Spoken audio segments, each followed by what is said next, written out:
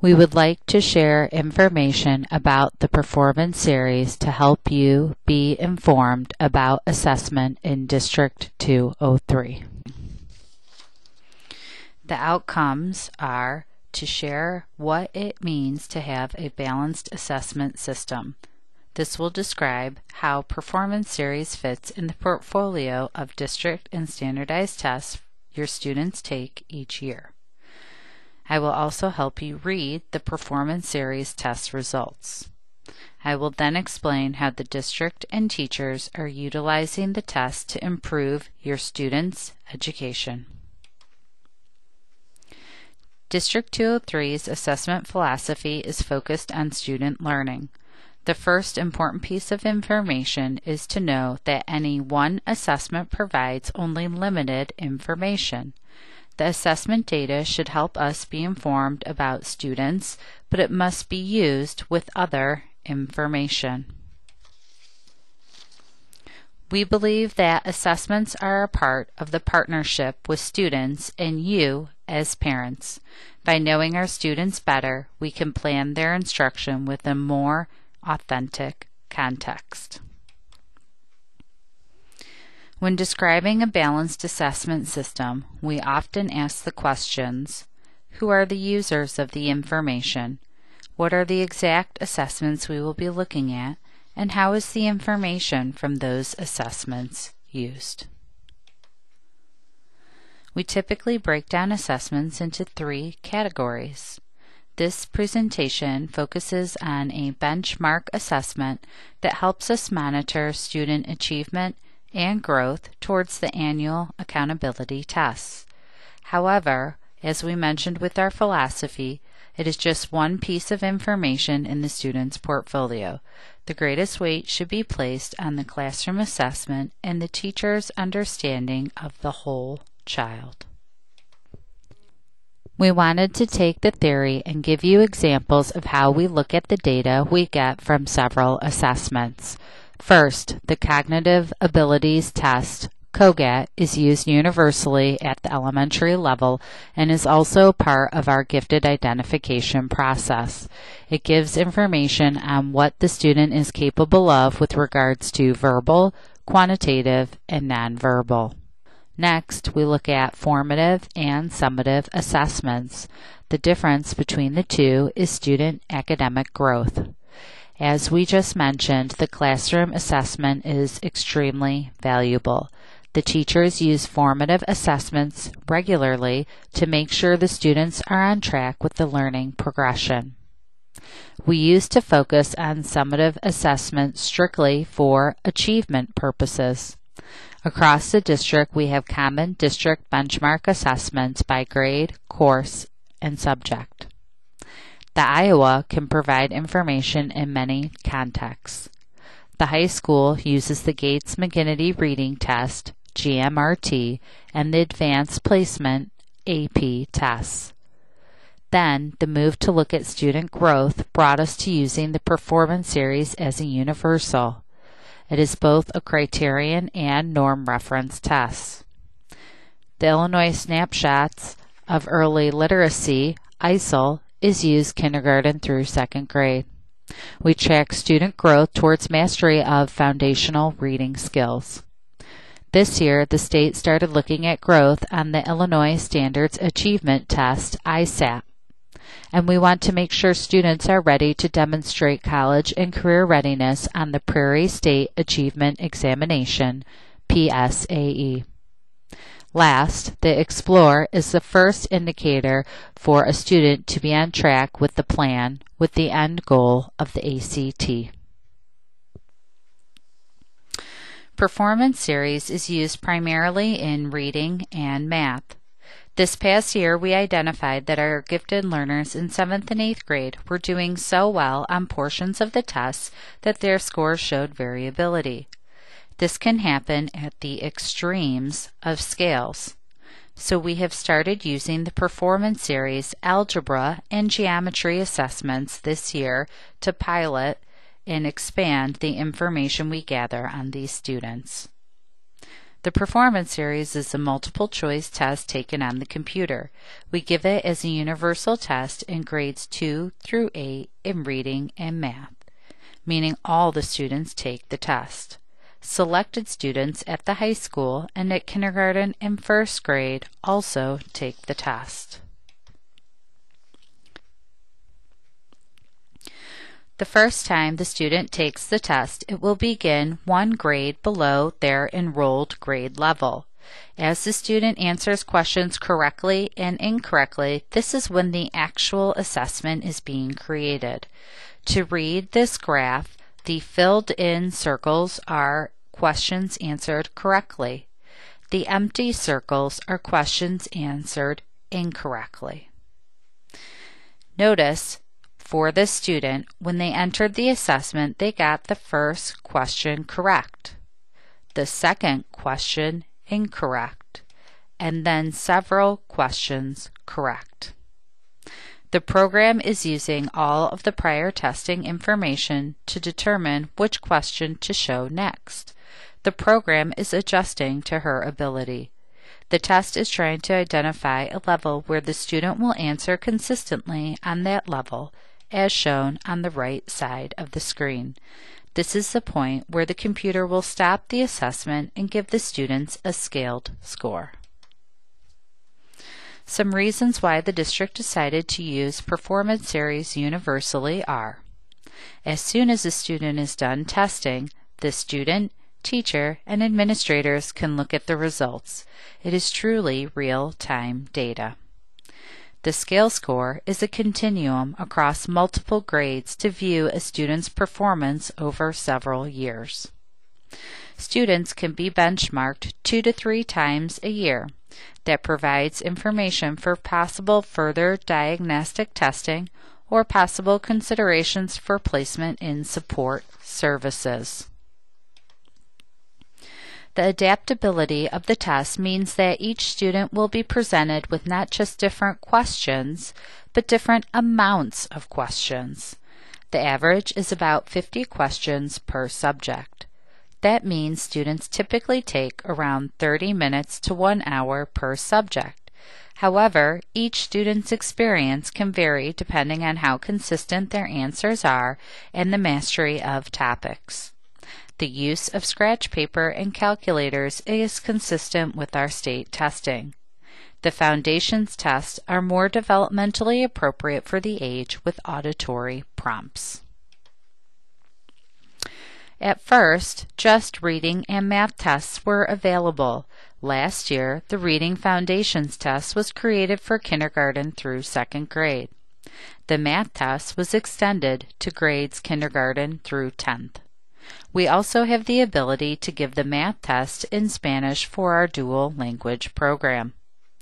For our PI Plus in high school, this year we are piloting the algebra and geometry tests. They are also new, like the foundations test. We set approximate windows for the whole district. Some schools may have slight variations depending on scheduling and information needs. Not every student is tested in each window.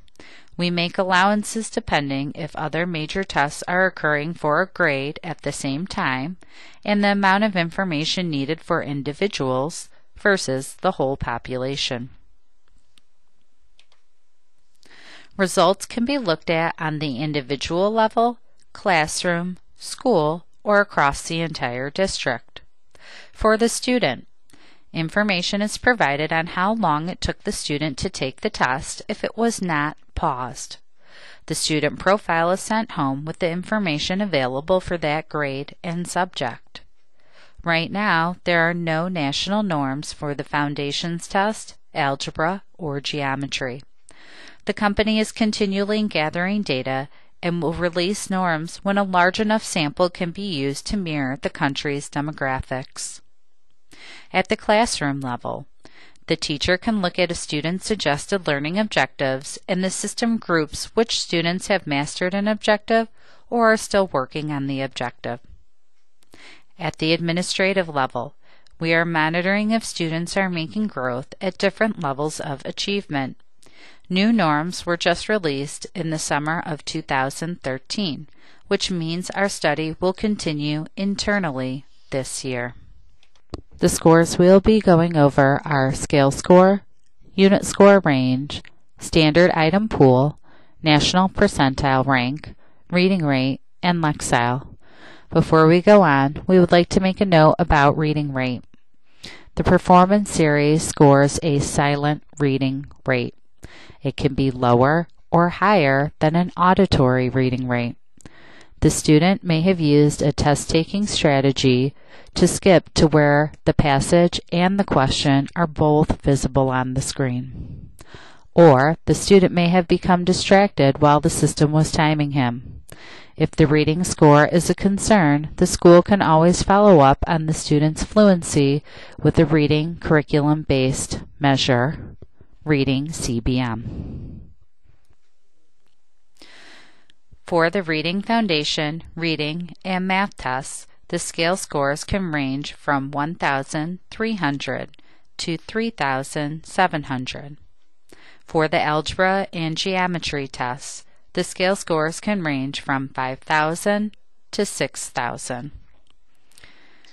Performance Series has taken all the skills from across the country that a student is expected to know. They are then aligned by the level of difficulty. It aligns the skills with the least difficult at the bottom and the most difficult at the top. Next, each skill is matched closest to a number on our scale. From there, we are able to identify the skills that match the state standards. Therefore, when the student goes on to take an assessment, the student will answer questions based on these skills and move up or down the scale depending on how she is answering the questions. When the student begins to answer consistently on the same level, the computer can confidently give the student a scaled score, which is represented by the green line. Here is a sample of what the scale score will look like on the student profile. The scale score of 2,538 is in bold on this example. Circled in red is the standard error measure. One can add and subtract the error to find the range of performance for the student, since performance can vary daily depending on external factors. The whole range of performance for the student was 2,482 to 2,594. Each standard is also placed within 5 to 8 units for each subject. The unit score range is the scale score for that particular set of standards. It allows you to see relative strengths and areas of improvement for the student. Your report may not have the visual on the right, but I would like to use it to allow you to analyze the numbers on the left. The actual student score for each unit is in bold. For example, 2,166 for number and operations. When you look at the overall scale score of 2,415, you want to look for scores that do not overlap within the units. You can see for this example, the algebra unit is a relative strength for this student. You can also see on the left the relative area of improvement for the student is number and operations. For a standard item pool score, you must remember that a student can be exposed to items from various grade levels because it is a computer adaptive test. For example, a 7th grader can see 6th grade, 7th grade, and 8th grade items. The SIP score will strip all of the non-grade level items. So what you will be looking at is just the 7th grade items in this example. In this case, there were 18 Illinois standard questions for 7th grade. The student should be able to answer 12 correctly based off of their answers during the assessment. We convert this number to a percentage and get a SIP score of 67%. The score is a prediction of how well the student will perform on the state test in the spring. It is the percent correct that the student is projected to receive. 50% or above is on track. Since the ISAT has been undergoing changes, this is not a score that the district focuses on. National percentile rank is how a student performed compared to their grade level peers across the nation. This measure has been used on many tests over the years, like the Iowa. The NPR is based on the student's grade level and time of year, fall, winter, or spring for the performance series. NPR is used for the performance band, which is the NPR broken into quartiles. The first quartile is the 1st to 24th NPR and is labeled as below average. The second quartile is the 25th to 49th NPR, which is labeled as low average. The third quartile is the 50th to 74th NPR, which is labeled as high average. The fourth quartile is the 75th to the 99th NPR, which is labeled as above average. The Lexile is extremely helpful for parents. A parent can look up books that are at the appropriate level for the student to be reading. There are ranges of what on track is for various grades according to the Common Core state standards. You are looking at a table that comes from Appendix A of the ELA standards. We are looking at a sample parent review report. These are sent home after testing is completed across the district.